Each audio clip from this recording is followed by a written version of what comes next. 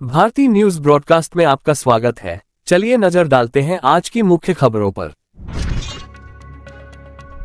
अंतर्राष्ट्रीय सहकारिता गठबंधन के 130 साल के इतिहास में पहली बार भारत में वैश्विक सहकारिता सम्मेलन आयोजित किया जा रहा है। प्रधानमंत्री नरेंद्र मोदी ने सोमवार को भारत मंडपम में अंतर्राष्ट्रीय सहकारिता सम्मेलन का उद्घाटन किया है। इस दौरान केंद्रीय गृह मंत्री अमित शाह और इससे जुड़े तमाम लोग मौजूद रहे। 30 नवंबर तक चलने वाले इस आयोजन में 100 से ज्यादा देशों के 1500 प्रतिनिधि शामिल हो रहे हैं। अंतर्राष्ट्रीय सहकारिता गठबंधन के 130 साल के इतिहास में पहली बार भारत में वैश्विक सहकारिता सम्मेलन आयोजित किया जा रहा है।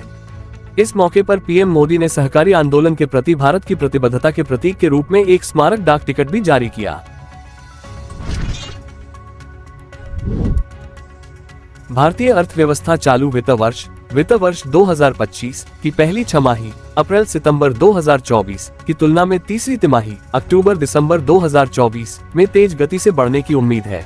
इसकी वजह आर्थिक गतिविधियों में तेजी आने के सकारात्मक संकेत मिलना है। आईसीआरए की रिपोर्ट में ये जानकारी दी गई।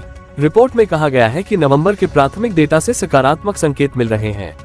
बिजली की मांग में वृद्धि देखने को मिली है। वहीं फेस्टिव सीजन में मांग बढ़ने के कारण वाहनों के पंजीकरण में भी इजाफा हुआ है। रिपोर्ट में आगे कहा गया है कि इन ट्रेंड्स को देखकर आईसीआरए को लगता है कि वित्त वर्ष 2025 की तीसरी तिमाही में वृद्धि दर वित्त वर्ष 2025 की पहली छमाही से अधिक रहेगी। अक्टूबर 2024 में वाहन पंजीकरण में सालाना आधार पर 32.4% की बढ़त। आईसीआरए की रिपोर्ट के मुताबिक मोबिलिटी और ट्रांसपोर्ट के आर्थिक संकेतकों में काफी बढ़त देखने को मिली है। अक्टूबर 2024 में वाहन पंजीकरण में सालाना आधार पर 32.4% की बढ़त देखने को मिली है। ये सितंबर 2024 में हुई 8.7% की गिरावट के मुकाबले काफी सकारात्मक है। इसके अलावा दोपहिया वाहनों का उत्पादन 13.4% बढ़ा है। रेल माल ढुलाई में 1.5% का सुधार हुआ है। वहीं डीजल खपत में मामूली 0.1% की बढ़त हुई है। सितंबर में डीजल की खपत में 1.9% की गिरावट हुई थी।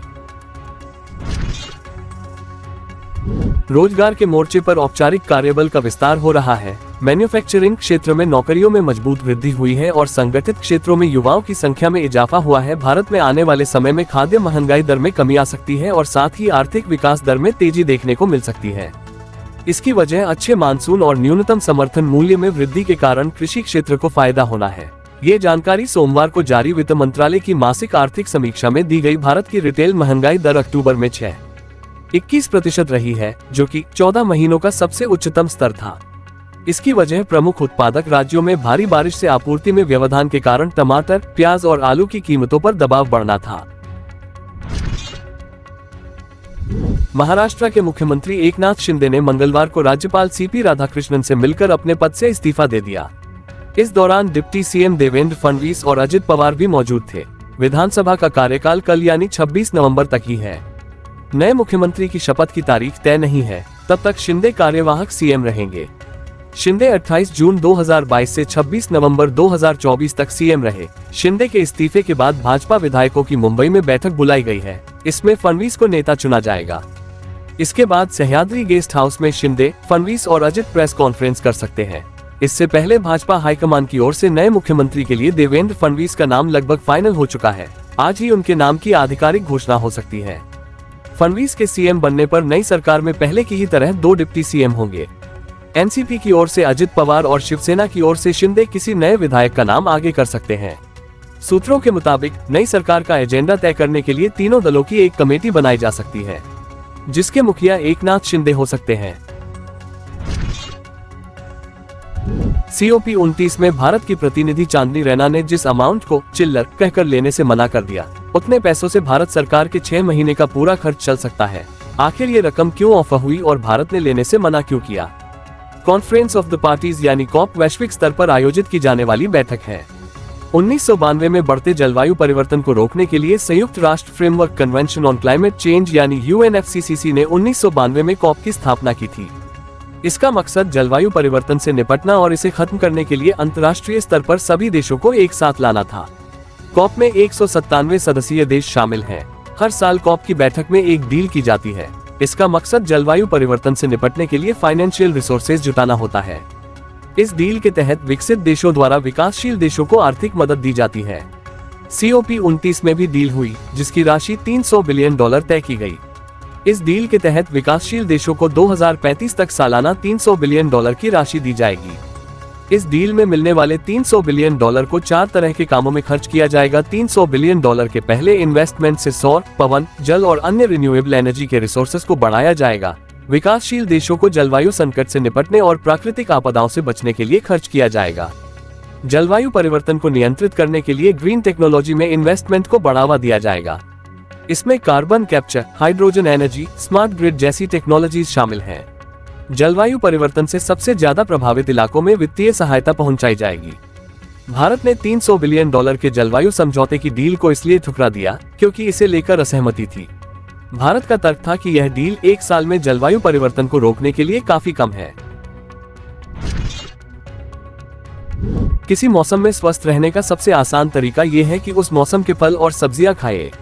अगर उस मौसम के सुपरफूड खा रहे हैं तो बीमारियां आसपास भी नहीं फटकेंगी। गाजर सर्दियों का ऐसा ही एक सुपरफूड है।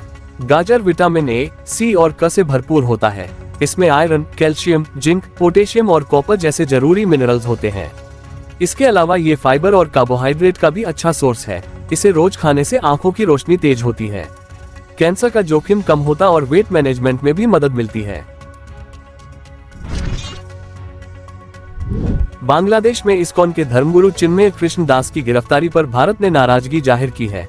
भारत के विदेश मंत्रालय ने मंगलवार को जारी बयान में कहा कि चिन्मय कृष्ण दास की गिरफ्तारी से हम चिंतित हैं। विदेश मंत्रालय ने कहा यह दुर्भाग्यपूर्ण है कि अपराधी खुलेआम घूम रहे हैं, लेकिन शांतिपूर्ण सभाओं के जरिए सही मांगे करने वाले धार्मिक नेता के खिलाफ मुकदमे चल रहे हैं।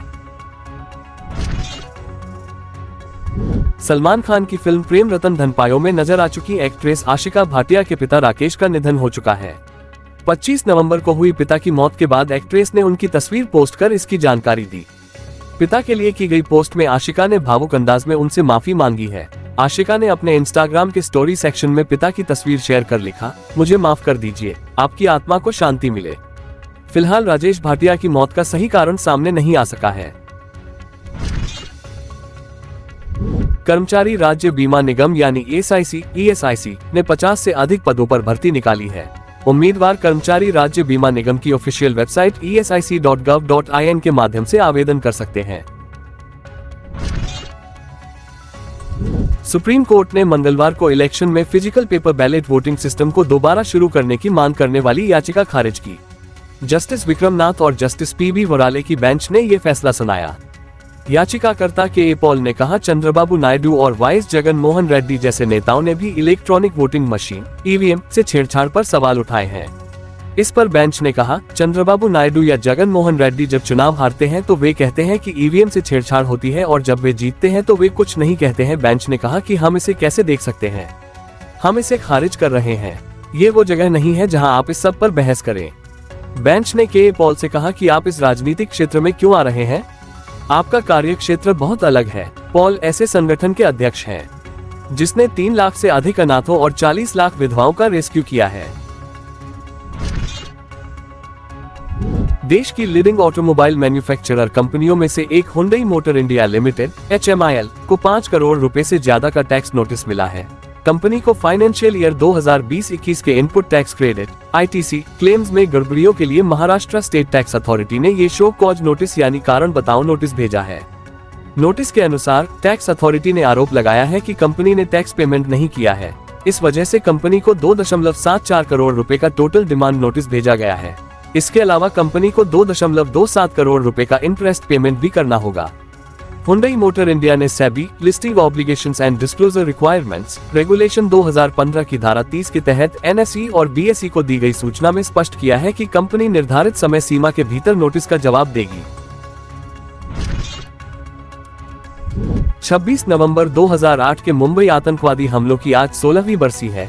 इस मौके पर मंगलवार को देश की राष्ट्रपति द्रौपदी मुर्मू से लेकर गृह मंत्री, रक्षा मंत्री समेत कई नेताओं ने शहीदों को श्रद्धांजलि दी। वहीं महाराष्ट्र के राज्यपाल CP राधाकृष्णन, कार्यवाहक CM एकनाथ शिंदे, पूर्व डिप्टी CM देवेंद्र फडणवीस और अजीत पवार ने भी मुंबई के पुलिस कमिश्नर कार्यालय पहुंचकर शहीदों को श्रद्धांजलि दी। सोशल मीडिया पर पोस्ट कर राष्ट्रपति ने लिखा, ये दिन हमारे बहादुर सुरक्षा कर्मियों को सलाम करने का है, जिन्होंने हमारे लोगों की रक्षा करते हुए अपना सर्वोच्च बलिदान दिया। ये दिन ये याद दिलाने का भी है कि भारत आतंकवाद के खिलाफ लड़ाई को हर रूप में जीतने के लिए पूरी तरह प्रतिबद्ध है। आजमगढ़ में पुलिस ने एक ऐसे गैंग को गिरफ्तार किया है जो ऑनलाइन जुआ खिलाकर ठगता था। इसके लिए ये लोग इंस्टाग्राम, व्हाट्सएप और टेलीग्राम से लोगों को जाल में फंसाते थे। कस्टमर को लालच देते थे कि जुआ खेलकर रुपए तुरंत 2 से 3 गुना किए जा सके हैं। ठग रेडी, अन्ना, लोटस और महादेव जैसे बेटिंग ऐप से ऑनलाइन जुआ खिलाते थे। यूपी, बिहार, आंध्र प्रदेश समेत 14 राज्यों में इन्होंने नेटवर्क फैला रखा था। गेम चलाने के लिए ठगों ने कोचिंग के नाम पर किराए पर एक कमरा लिया था, वहीं से पूरा नेटवर्क ऑपरेट करते थे। इन बदमाशों ने अब तक 190 करोड़ की ठगी की है। मंगलवार को पुलिस उसी कमरे पर पहुंची और 11 बदमाशों को पकड़ लिया। उनके पास से 169 बैंक खाते मिले हैं, जिनमें करीब 2 करोड़ रुपए जमा है। सभी खातों को फ्रीज कर दिया गया है। देश के संविधान के 75 साल पूरे होने पर पुरानी संसद के सेंट्रल हॉल में मंगलवार को विशेष कार्यक्रम हुआ।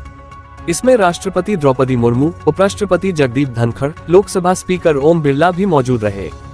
आयोजन की थीम हमारा संविधान, हमारा स्वाभिमान रखी गई।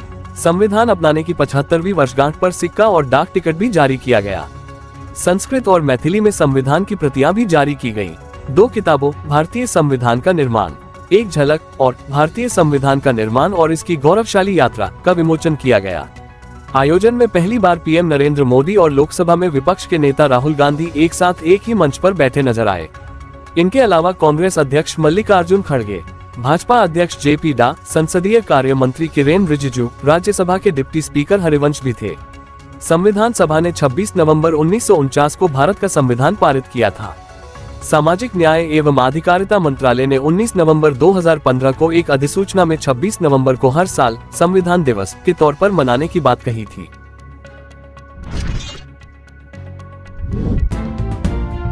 ऐसी और ताज़ा खबरों के लिए हमारे चैनल BNB को सब्सक्राइब करें और इस वीडियो को लाइक और शेयर करें। धन्यवाद।